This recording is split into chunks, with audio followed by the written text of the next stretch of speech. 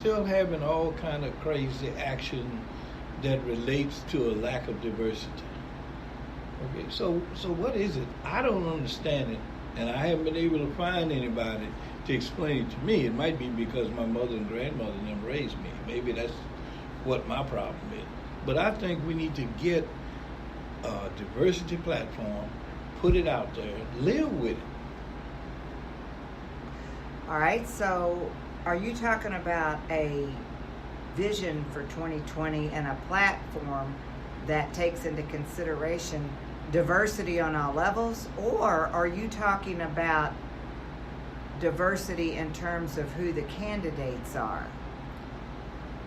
To me, I think candidates should be selected by qualifications.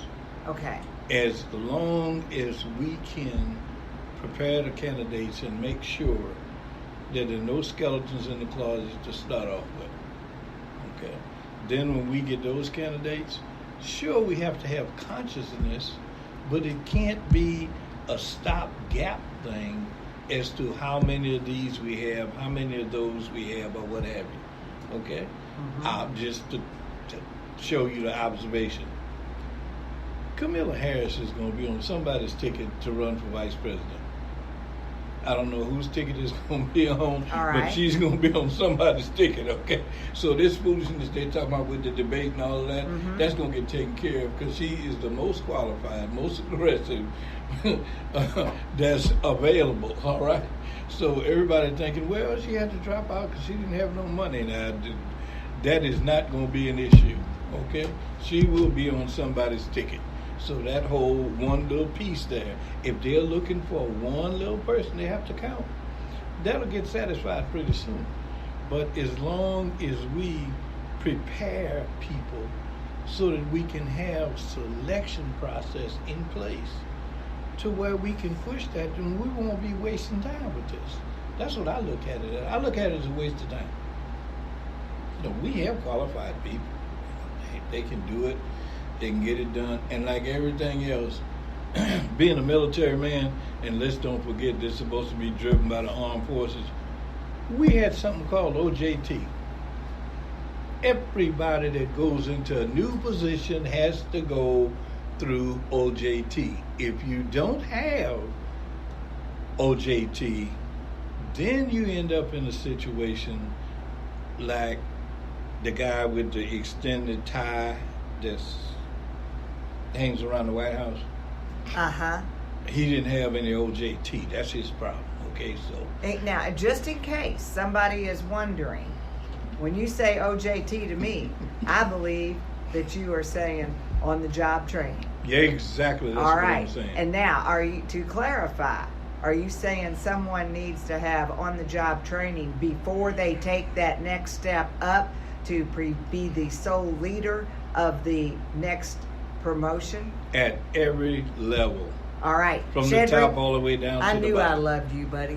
I'm telling you. This is exactly what I used to do, and I learned to do back. I'm going to be 63 on my next birthday, by the way. And I'm so proud of my age. I'm just, thank God I get another day. And so I can remember being 25 years old, 23 years old. I was working at Wendy's. And I was the first in my family to get a 4-year college degree. And when I did, I came out and I thought, well, I want to run a Wendy's. Well, they weren't really putting very many women, if any, in management jobs. So I became a grill operator. And the next thing you know, I learned how to run that grill, that fry. I could run the grease buckets out behind the building. I could clean the bathrooms. I could open and close the store. And I loved that work. And it was at OJT. So when they needed an assistant manager, I was ready because I'd done all the other jobs. I never was one that said those tasks are beneath me, I'm too good to do that. I always did the work nobody else wanted to do.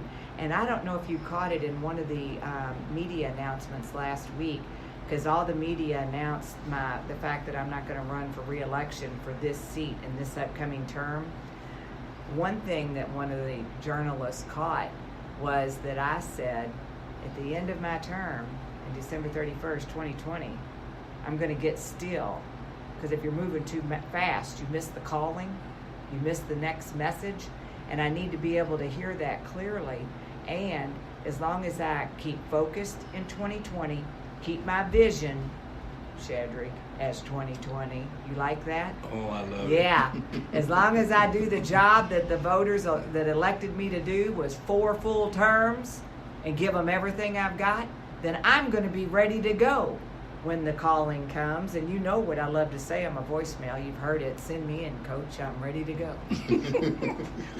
Okay, now we didn't touch. We got the coaching squared away. We got the preparation. We got all the rest of this. I have a few things that pains me through my veteran eyes. One, systematically, it seems like there's not enough flags in this community. I haven't figured out whether we don't have the flags because we don't care, or we're not educated to the point where we understand what kind of pain goes through a veteran's eyes when he don't see a flag. Those people that have treatment centers, they're leasing buildings to do government service, they don't understand how humbling it can be to a veteran, especially if he's going through PTSD or anything else. When you see the red, white, and blue, it does something for you. And not being able to see it does something else for you. Number one, it makes you think people don't care. There's not enough sensitivity. We have government-owned buildings that are not equipped with doorways for physically challenged people to get through them. And I know there's a lot of people that's in positions that are a lot more articulate and experienced than I am. But I can't explain it. And representing a national veterans organization approved by the Defense Department and everything, it is beyond me as to why going into 2020 we still have those buildings and we patronize them, we do everything else with them. They're either under government contract or they're receiving funds to develop those facilities.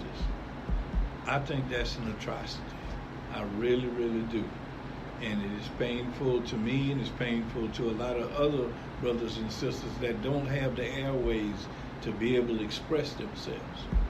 So there is something in NAVVET's doctrine that says that I do have the ability and permission to advocate for veterans, surviving spouses, families, whether they're inmates, whether they're in the cemetery, or wherever they are. And that's my path. That's my mission that I have left in this lifetime. I don't have a job. I'm not looking for a job. I wouldn't take one if I was offered one, because I really think that this is what the Master has brought me back these last 3 surgeries and things I've had. I think that's my assignment. I think that's what he has for me to do. So when you talk about the accessibility for government buildings or buildings that are receiving government funding, is there a list somewhere that we could access that tells us which government buildings do not have, or are there any government buildings that you're aware of that do not have any accessibility anywhere in the building to enter the building? Well, this is another comical thing, I think. If you have accessibility and it's through the back door, I think that is just embarrassing, okay?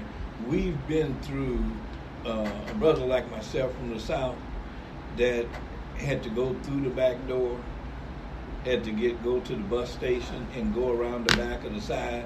I know all about these back doors. So when you start putting in ramps around the back of the building, I really have a problem with that. I don't do whatever, but whatever. That we have buildings in this city.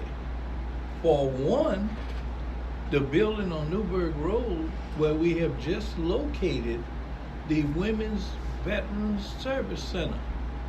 that building does not have a flag. Well, that is completely unacceptable. Well, is there a flagpole there? No, there's no flagpole, there's no flag or anything. And actually, accordingly, those facilities are not supposed to receive government contracts unless they come up to a certain standard. Well, I would think that, wait a minute, Shedrick, we can't let this go.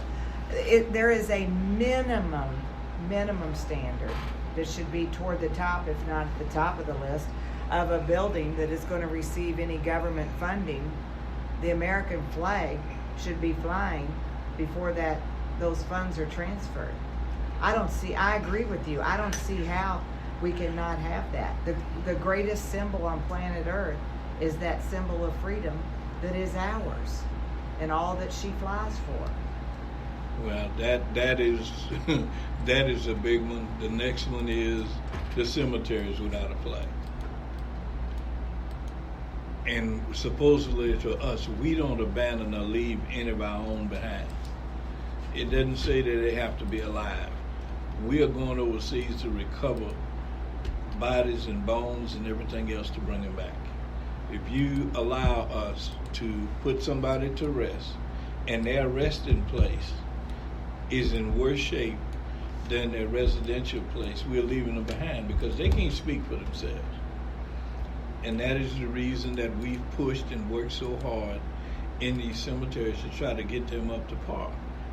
I think every veteran that passes that have their name in the obituary section of the paper should have a flag. How much does it cost to put a tag in the paper in the obituary section of a veteran?